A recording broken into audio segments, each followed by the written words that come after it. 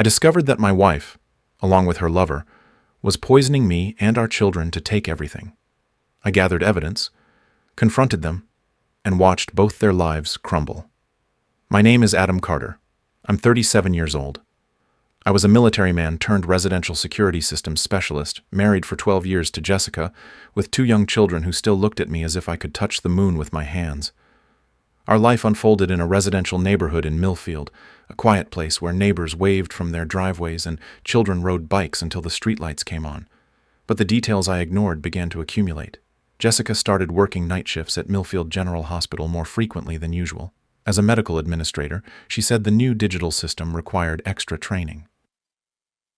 When I questioned her about how her day had gone, she would respond with evasions and steer the conversation toward the children, Chloe, our 8-year-old daughter, and Ben, 5.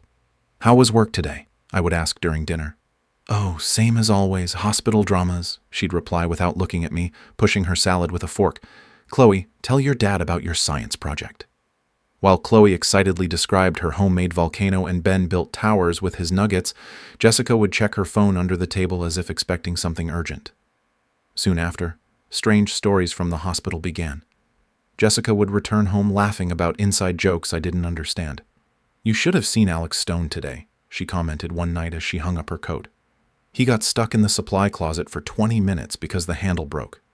He was banging on the door like crazy until someone heard him."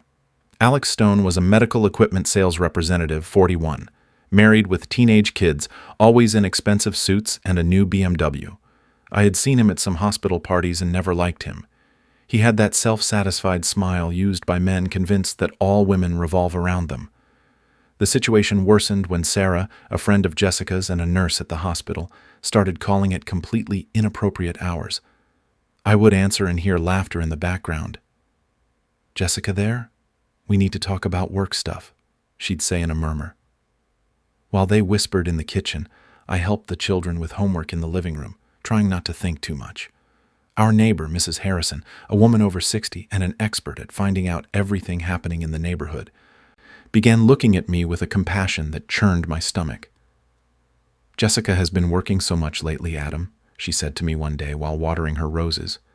"You must miss her at home." The final straw came on a Tuesday in October. I had just installed a top-of-the-line security system in our house, motion sensors, alarms, and cameras in every room, except the bedrooms and bathrooms. I told Jessica it was a company perk, though. In reality, I wanted to catch whoever was stealing packages from our porch. That night, I went to sleep at 11 p.m. Jessica claimed she needed to finish some documents and stayed downstairs. At midnight, I heard voices in the kitchen. 2 voices. At 3 a.m., my phone vibrated. It was Jake Miller, one of my technicians, calling from the monitoring center. "Mr. Carter, I'm sorry to wake you, but I need to talk to you about the system at your house." I got up with a start and walked into the hallway, keeping my voice low. "What's wrong? Is there a malfunction?" Jake took a deep breath before speaking.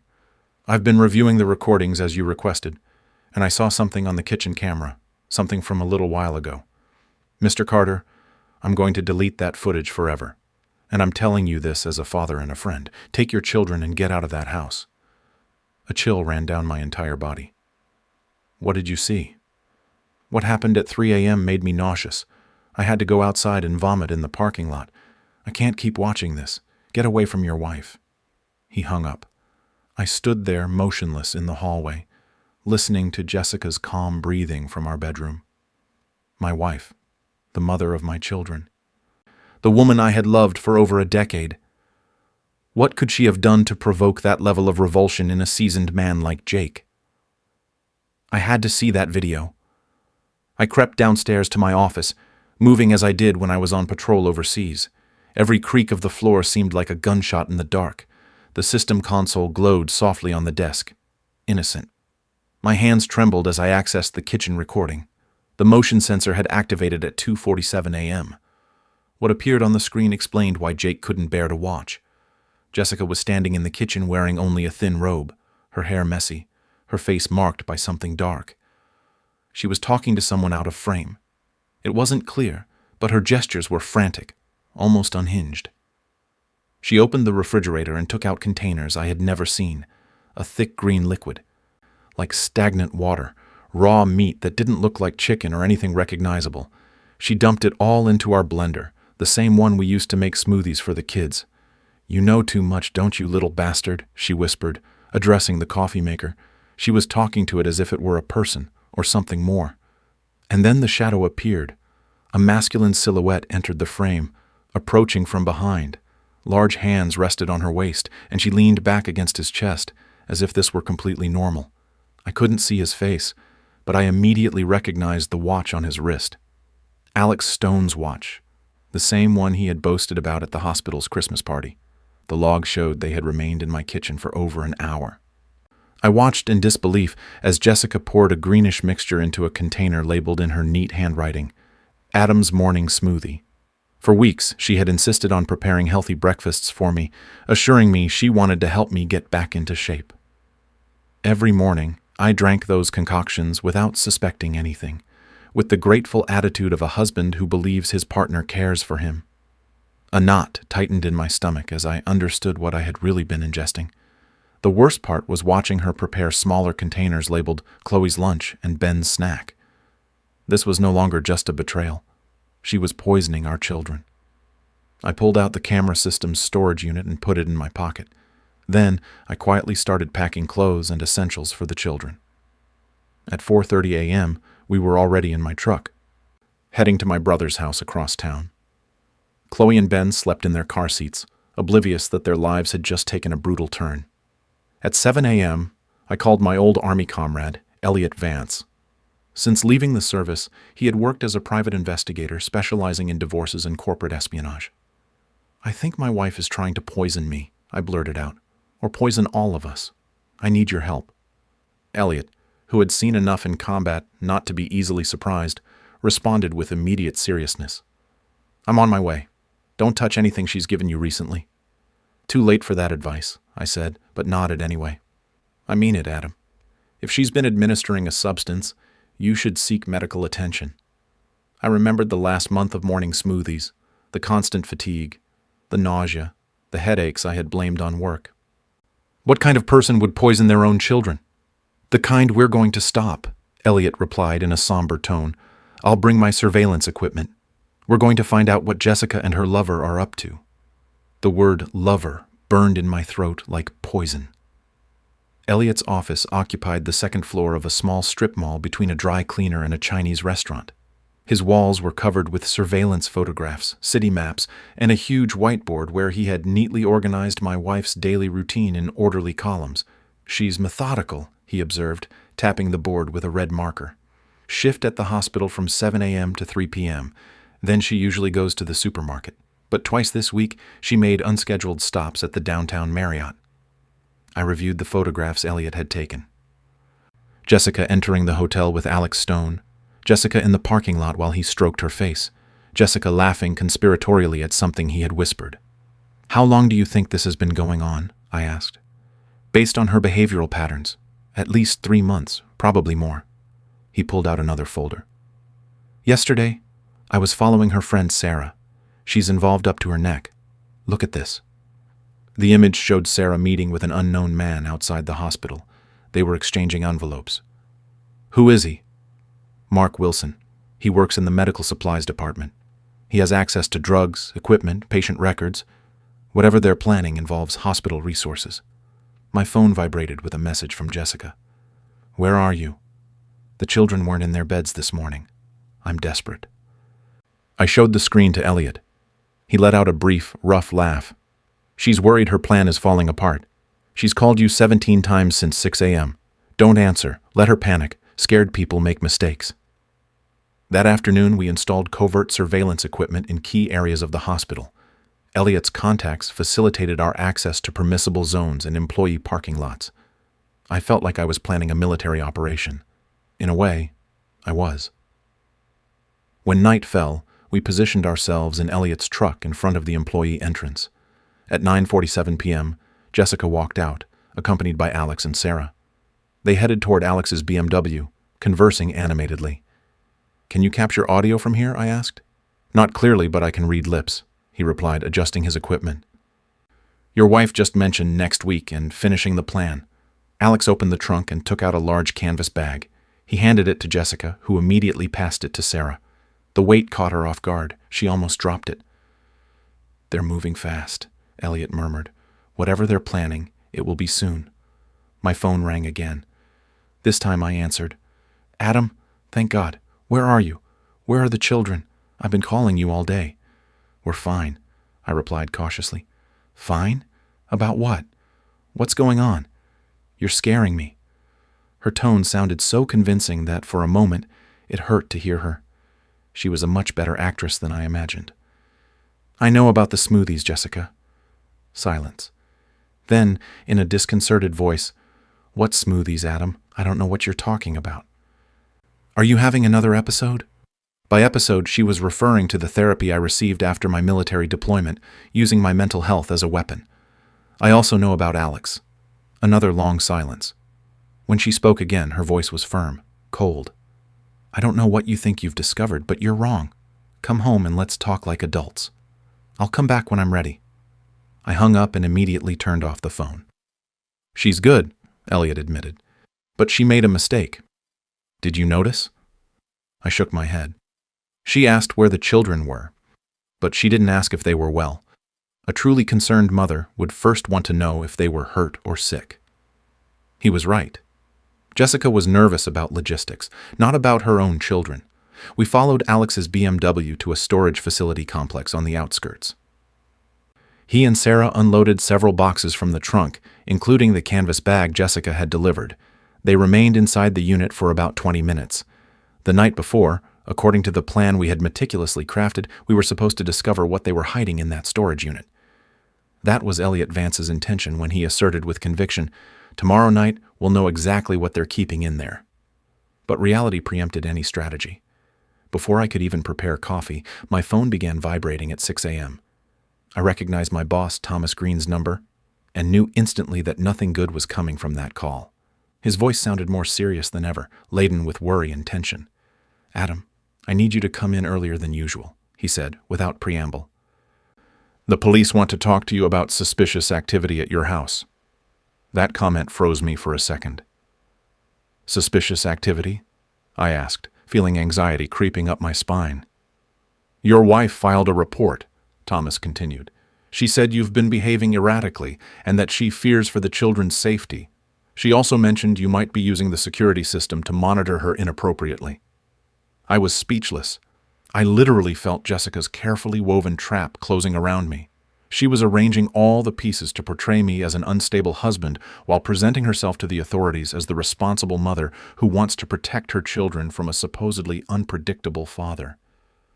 "Thomas, I can explain everything," I said, my voice tense. "I hope so," he replied, "because Detective Joe Miller is here, and he has a warrant to review all our surveillance equipment." Joe, Jake Miller's older brother, the same Jake who had warned me about the kitchen video. Everything was connected. The pieces weren't just fitting together.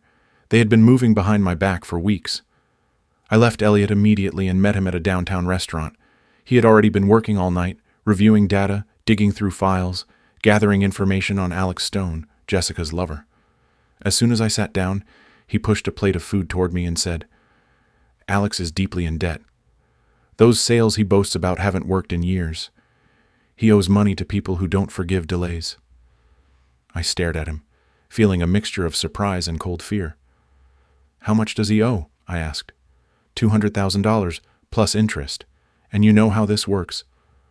That kind of debt ends with someone hospitalized, if they even make it to the hospital. The revelation hit me like a bucket of ice water. Alex desperately needed money, and meanwhile, Jessica had access to everything. Joint accounts, my life insurance, financial documents, the equity in the house. If something happened to me, she inherited everything. If she managed to convince a judge that I was mentally incapacitated, she would also get custody of Chloe and Ben, along with their funds. And then I thought of the green liquid. That damned liquid Jessica poured into my food almost daily. "She might not have been trying to poison you," Elliot said, guessing my thoughts. "There are substances that cause paranoia, exhaustion, hallucinations, everything needed to make you seem out of control. If she had witnesses in public episodes, it would be enough to have you institutionalized." Or I didn't let him finish the sentence, I finished it myself, or to justify someone defending themselves against me if I supposedly became violent. Elliot nodded slowly. Exactly. Alex would look like the hero who saved your wife and children, and your life insurance money would go straight into their pockets. The rage that surged within me was something I had never felt to that extent. It wasn't ordinary anger. It was a cold, intense fire that burned from within. They weren't just destroying me as a man and a husband. They were planning to completely dismantle my existence. "What do we do now?" I asked, taking a deep breath not to lose control. Elliot's smile appeared slowly, calculated. "We're going to give them exactly what they want to see. You'll create the image of an unstable man, but we'll control everything. Our cameras, our timing, our rules." That same afternoon, I drove to the dealership where Alex worked selling luxury cars. His personal BMW was parked in the employee area. It was the same car he used to go to hotels with Jessica. I opened the hood and stuffed frozen shrimp into the air conditioning system. Then, with a utility knife, I slashed 2 of the tires. I left a message on the windshield written in large red letters. "Next time, it's you." Then I stayed inside my truck, parked across the street. I didn't just want to cause material damage. I wanted him to feel fear, to understand that nothing was under his control. Alex came out at closing time, talking on the phone. He was agitated, anxious. When he saw his car, he let out a scream that resonated even from a distance. He paced the parking lot like a cornered animal, read the note, and turned pale. 10 minutes later, a patrol car arrived. I left before they could identify my truck. Completely satisfied. A scared man makes mistakes. As night fell, Elliot and I went to the storage unit Alex and Sarah had visited. Technically, it wasn't breaking and entering. Elliot had legitimate locksmith tools and a perfect excuse in case we were seen. Opening the unit, we found what we feared. Boxes of stolen medical supplies, medications, syringes, electronic equipment. But what truly chilled me was a folder. Inside it was a meticulous record of my life. Schedules, routines, medical history, financial statements, bank movements, even the time it took me to get from home to work. "They've been tracing this for months," Elliot said, holding up a sheet written in Jessica's impeccable handwriting. It was a detailed plan in 3 phases. The first was to make me appear sick and unstable. The second, to generate public incidents. The third had a name I couldn't erase from my mind, resolution. That word made me nauseous. "We should take this to the police," I said. "Not yet. We need them to make their move while we record everything," Elliot replied. Just then, I received an unknown message. "Stop harassing Alex or you will regret it. Final warning." I showed it to Elliot, who nodded, satisfied. "Perfect. Now they're nervous. It's time to pressure them even more." Then I made my decision. I would return to my house, but on my own terms. At 2 a.m., I used the master codes for the system I had installed myself to deactivate the alarm. I wanted Jessica to know I was there, not as her submissive husband, but as a man who finally understood the war she had dragged him into. She was sleeping in our bed, the same one where we had shared 12 years of dreams, laughter, arguments, plans, and sorrows. I watched the space from the doorway. That room that was once a home now felt like hostile territory, and I had crossed the border with my eyes wide open. I sat in the chair by the window, motionless, waiting for Jessica to wake up. Around 3:30 a.m., she sensed my presence and suddenly sat up, breathing heavily.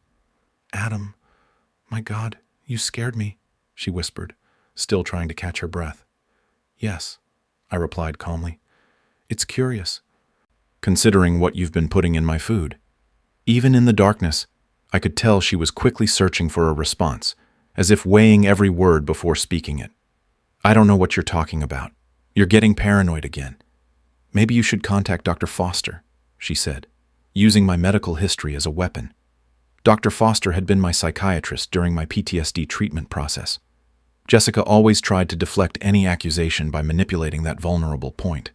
"I saw the recordings," I replied, maintaining my composure. The kitchen camera recorded absolutely everything. The impact was immediate. Her face contorted, and that well-practiced mask of innocence began to crumble. "Adam, please, listen to me. You're sick. You're seeing things that don't exist," she insisted, as feigned tears began to stream down her face. "Alex has only been helping me understand what's happening to you." "Helping you?" I interrupted. helping you poison our children. Don't say you would never harm Chloe or Ben because I already know what you're capable of." Her voice sounded empty, without conviction. She had repeated that phrase too many times to still seem sincere. I pulled out my phone and played the audio Elliot Vance had secretly recorded. Jessica and Sarah talking outside the hospital. Adam is so naive. "Next week, we finish the plan. Alex has everything ready." Jessica paled. "You're recording me? Spying on your own wife?" "My wife is trying to destroy my life," I replied. "I'm trying to save yours." "You're having another episode, Adam. The surveillance, the accusations. You need help." She repeated, perfecting the victim role. And yes, it was convincing. If I hadn't seen the evidence, even I might have fallen for her act. "Call Alex," I ordered. "What? No, Adam. Call him now. Tell him to come over. We need to talk, the three of us. If you don't, I'll call the police and show them everything I have." Her hands trembled as she dialed. "Alex, Adam is here. He knows some things. He wants to talk to you. Please, come." It took him barely 20 minutes to arrive, which confirmed he was nearby, likely at Sarah's apartment. He walked into my house as if it were his own, wearing expensive clothes and an unpleasant confidence. "Adam," he said with false concern, "Jessica told me you're going through a complicated time. I want you to know that as a friend, I'm here to support you." "Friend?" I repeated with irony. "Is that what you call sleeping with another man's wife?" His expression changed for the first time, revealing a glimpse of who Alex Stone really was. Cold, calculating, without an ounce of remorse. "I think you're confused," he replied carefully.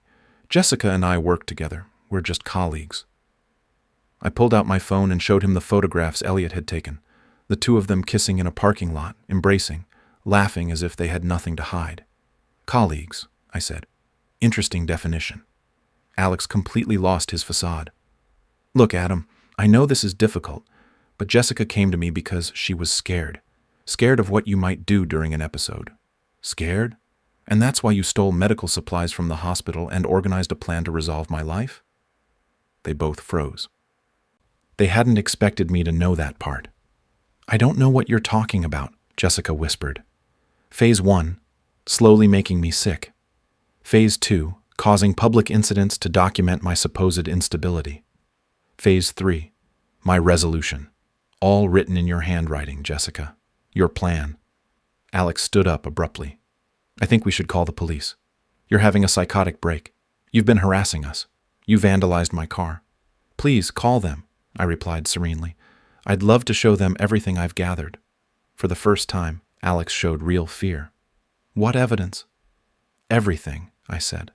"The storage unit you rented, the stolen supplies, the pills you were trying to use to make me sick, and your financial records. It took time, but I found your debts to those dangerous people in Chicago."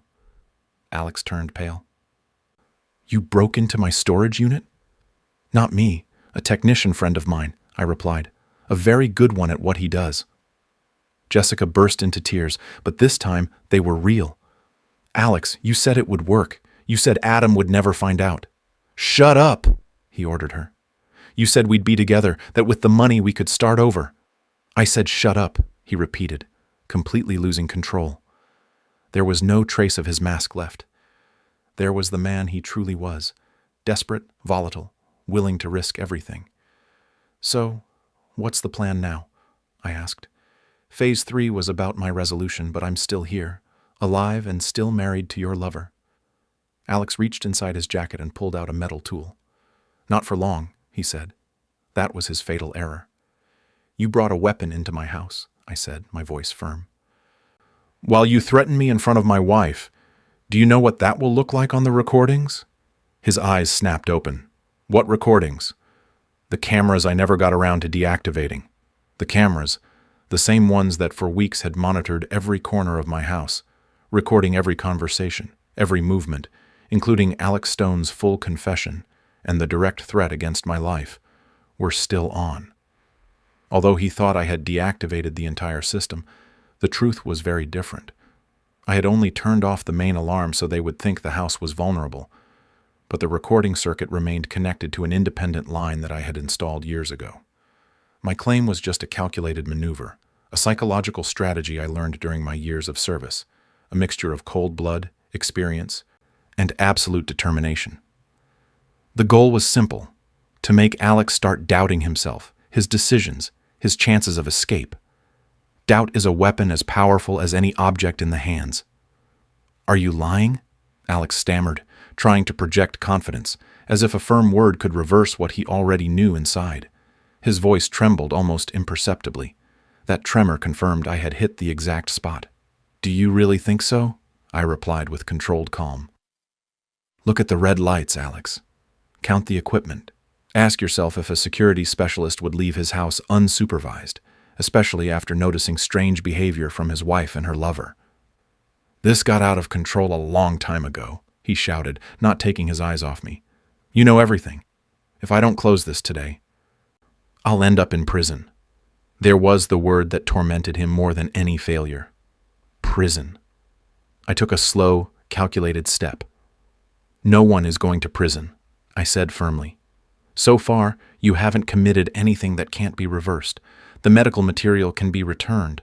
The pills you tried to use on me were probably mild sedatives or hallucinogens. Annoying, yes, but not permanent. And adultery is not a crime in this state." I paused. "But homicide is. And threatening someone with a blunt instrument is also a crime. Right now, Alex, you're the only one here who has crossed that line." His hands were trembling. The skin on his knuckles turned white from the force with which he gripped the tool. Alex was not a murderer. He was a desperate man, a swindler buried in his own ineptitude, incapable of handling the magnitude of his mistakes. "You can still stop," I added, lowering my voice to force him to listen. "Drop the tool. End your relationship with Jessica. Return what was stolen. Let this remain in the past. I reclaim my family. You reclaim your freedom. Everyone walks away from this." For an instant, I saw the shadow of doubt in his eyes, a crack in his facade, but then his lips twisted into a bitter grimace. "And my debt," he released, almost pleading. "Those people don't accept payment plans. If I don't get the money, I'm dead. Dead, do you hear me?" "It's not my problem, Alex," I replied with a coldness that even surprised me. "You should have thought about that before trying to destroy my life, my marriage, and put my children at risk." Jessica, who until then had remained motionless, eyes lost, intervened, drenched in tears. "Adam, please." "I didn't imagine it would go this far. Alex assured me you would never find out, that we would just take some money and disappear. I didn't want anyone to suffer." She swallowed, trembling. "But you were willing to use pills on our children," I said, unable to soften the phrase. "I wasn't," she screamed in desperation. "I only prepared the containers to make you think I did." Alex said we needed proof that you were paranoid. "I never touched Chloe or Ben. You have to believe me, Adam." I believed her partially. It could have been true, but it changed nothing. The trust was irreparably broken. My eyes returned to Alex. "Last chance," I warned. "Drop the tool." Instead of lowering it, he raised it higher, pointing directly at my chest. "I can't go to prison, Adam," he declared in a tone that bordered on madness. "And I can't go back to Chicago empty-handed. This is the only way out." "No," I said. "This is the right way out." I pressed the button on my phone. Immediately, all the lights in the house came on. The emergency lights, the interior lights, the exterior floodlights. The house shone like a stadium opening. At the same time, the sprinkler system activated, launching jets of icy water that soaked all three of us from the ceiling. Alex hurled insults, blinded by the sudden illumination, disoriented by the water, staggering like an animal caught in a pen. I seized the moment to lunge at him. We both fell onto the coffee table, scattering magazines, picture frames, and a tray of keys and coins. The crash resonated throughout the room. Alex was more heavily built than I, but I had something he didn't. Years of military training, trained reflexes, and the determination of a father protecting his children. "Jessica, grab the tool," I shouted as we struggled, but Jessica didn't obey. She turned and ran toward the front door, unable to face the situation she herself had helped create. Alex managed to push me away with a desperate shove. He tried to slide toward the instrument, but his elegant leather shoes slipped on the wet wooden floor. His body fell uncontrollably, and his head struck the edge of the stone fireplace with a sickening thud that made me shudder. I took the opportunity to seize the instrument. I stood up and immediately pointed it. "Don't move, Alex." Outside, Door slams and shouting began to be heard. The lights and water had alerted the neighborhood. Several people were coming out of their houses. A couple of cars braked suddenly upon seeing the scene. Amidst the shouting, I recognized Mrs. Harrison's voice. "Officers, please." There was screaming, banging, and the house lit up like a spectacle, she exclaimed from her porch, soaked, not fully understanding what had happened. The police arrived in minutes. I tried to explain the situation, but before I could say anything, Detective Joe Miller, Jake Miller's brother, pushed his way through the officers and approached me. While paramedics attended to Alex's wound, I recounted everything: how I had discovered the infidelity, how Jessica and Alex had planned to manipulate me, how Elliot Vance helped me gather all the material, and how I activated the emergency protocol upon feeling my life was at risk. I showed him the videos, the recordings, the call logs, everything. Joe listened without interrupting. "It's a rather complex story, Mr. Carter," he finally commented. "Your brother mentioned you were facing family problems."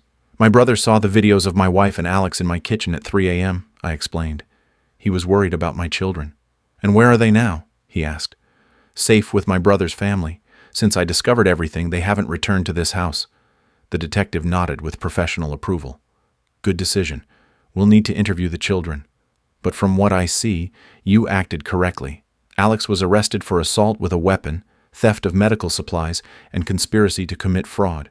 Jessica was also detained as an accomplice, although her lawyer insinuated she might negotiate a reduction in charges if she testified against Alex Stone."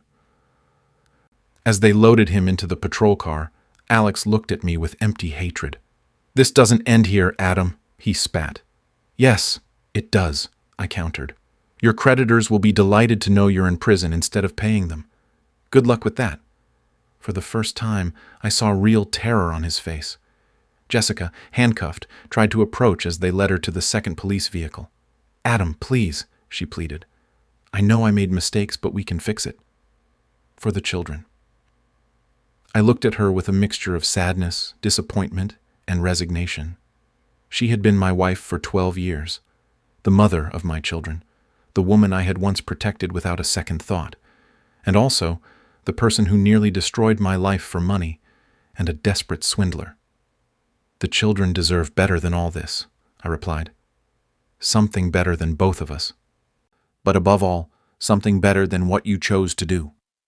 Weeks later, I found myself in my lawyer's office signing the final divorce papers.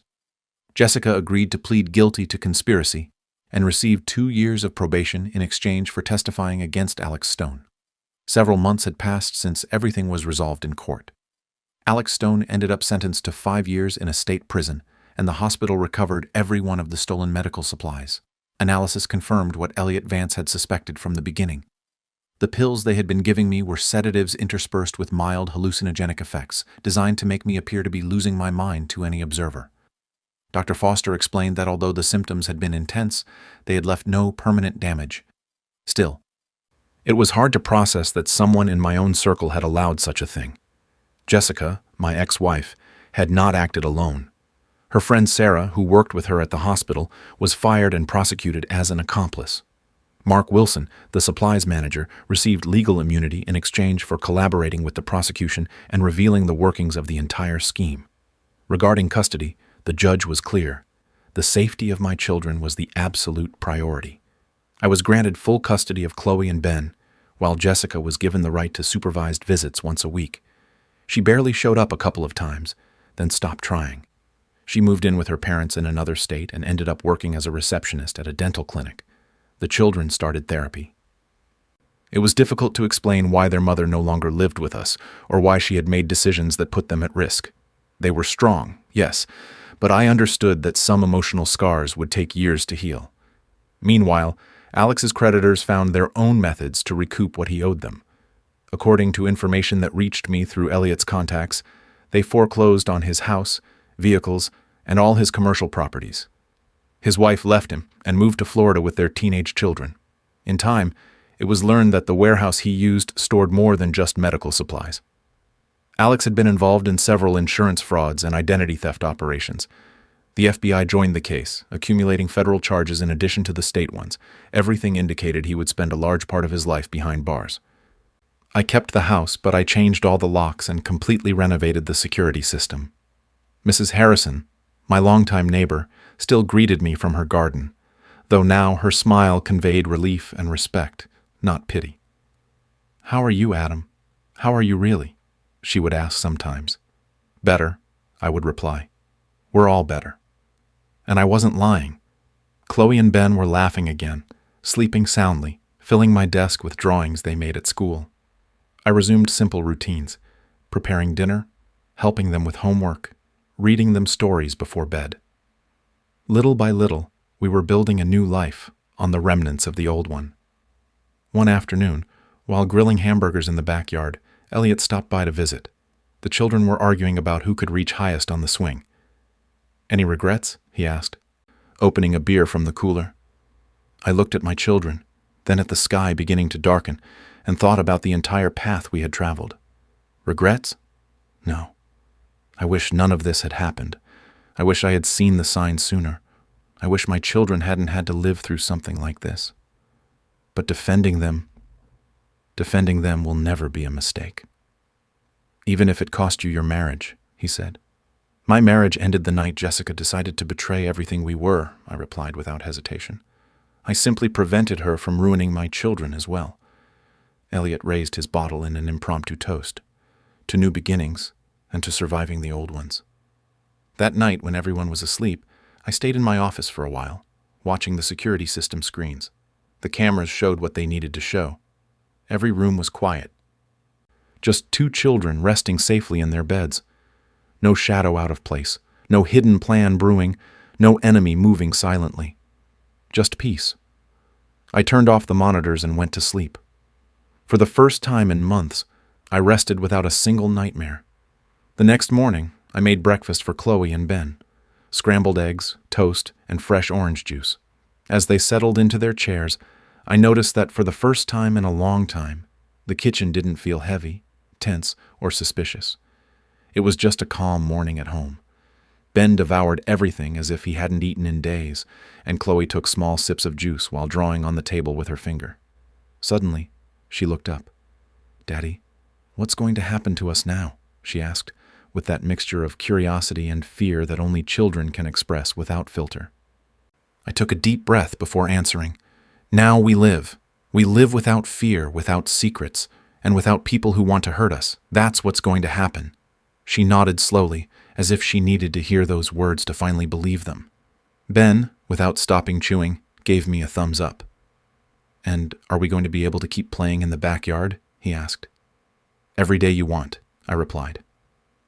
After breakfast, I helped them get ready for school. We checked backpacks, tied laces, and headed to the car. The drive was different from before. I no longer checked the rearview mirror expecting to see a car following us, nor did I jump at every passing motorcyclist. Routine was starting to feel normal again. When I returned home, I stood in the entrance for a long time, observing it. It was the same place as always, but now it held a different meaning. It was no longer a trap disguised as a home or a stage where someone was trying to manipulate me. It was finally a space for me and my children. I walked through every room as if I were seeing it for the first time. I opened the windows, let the daylight stream in, and listened to the silence that used to scare me so much. Now instead, it gave me a sense of companionship, a silence that said, "You're safe. It's over." Later, when I turned on the new security system, the screens showed what they were supposed to. A quiet house, no intruders, no hidden conspiracies, no shadows moving where they shouldn't. Just a home waiting to be lived in. I poured myself a coffee, sat by the window, and let the sun warm my back. For the first time in months, I was certain that the worst was behind us. I didn't know what the future held for us, but one thing was clear. We would face it together, without allowing anyone to break what it had cost us so much to reclaim. There were no heroes in this story, only a father who decided enough was enough. And although justice had taken its toll on others, I had won the most important thing, a real chance to live with my children. And this time, we would do it our way.